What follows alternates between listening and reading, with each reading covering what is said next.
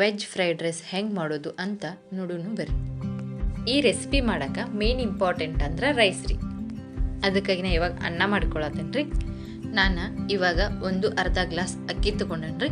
ಅವನ್ನ 2 ಸತಿ ಸ್ವಚ್ಛವಾಗಿ ತೊಳ್ಕೊಂಡ ಆಮೇಲೆ ಅರ್ಧ ಗ್ಲಾಸ್ ಅಕ್ಕಿಗೆ 3 ಗ್ಲಾಸ್ ನೀರು ಹಾಕಿ ಕುಕ್ಕರ್ ಕ್ಲೋಸ್ ಮಾಡಿ ಗ್ಯಾಸ್ ಸ್ಟವ್ ಆನ್ ಮಾಡಿ ಕುಕ್ಕರ್ನ ಗ್ಯಾಸ್ ಸ್ಟವ್ ಮೇಲೆ ಇಟ್ಟ ಅನ್ನ ಹಾಕಕ್ಕೆ ಬಿಡ್ತೇನೆ ರೀ.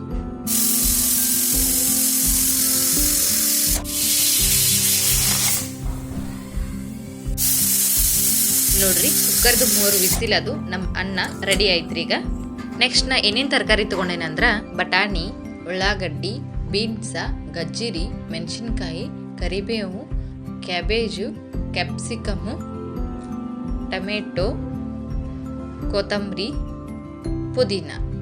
ಇವಾಗ ಗ್ಯಾಸ್ ಸ್ಟವ್ ಆನ್ ಮಾಡ್ಕೊಂಡ ಒಂದು ಪಾತ್ರೆ ಇಟ್ಕೊಂಡ 2 ರಿಂದ 3 ಸ್ಪೂನ್ ಎಣ್ಣೆ ಹಾಕತ್ತೇನ್ರಿ.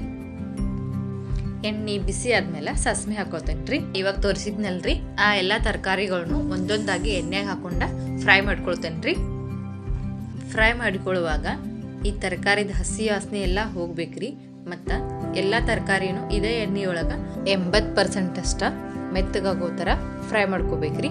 ಎಲ್ಲ ತರಕಾರಿನೂ ಒಮ್ಮೆ ಹಾಕೊಂಡು ಫ್ರೈ ಮಾಡ್ಕೋಬೇಡ್ರಿ, ಒಂದೊಂದು ತರಕಾರಿ ಹಾಕೊಂಡು ಫ್ರೈ ಮಾಡ್ಕೋರಿ. ನಾ ತೋರಿಸಿದ್ವಂಥ ತರಕಾರಿಗಳನ್ನ ಹಾಕೋಬೇಕಂತ ಏನಿಲ್ರಿ.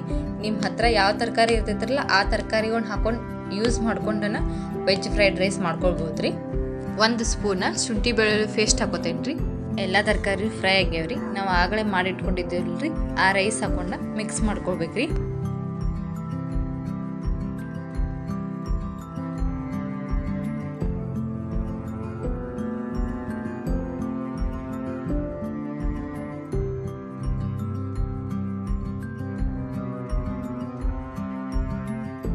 ಒಂದು ಸ್ಪೂನ ಸೋಯಾ ಸಾಸ್ ಹಾಕೊಳತ್ತೇನ್ರಿ. ನೋಡ್ರಿ ಇವಾಗ ನಮ್ಮ ವೆಜ್ ಫ್ರೈಡ್ ರೈಸ್ ರೆಡಿ ಆಯಿತು. ಈ ರೆಸಿಪಿ ನಿಮಗೆ ಇಷ್ಟ ಆಗಿದ್ರೆ ನೀವು ಮನ್ಯಾಗ ಟ್ರೈ ಮಾಡಿರಿ. ನನ್ನ ಚಾನಲ್ನ ಸಬ್ಸ್ಕ್ರೈಬ್ ಮಾಡಿರಿ, ಲೈಕ್ ಮಾಡಿರಿ, ಶೇರ್ ಮಾಡಿರಿ. Thank you.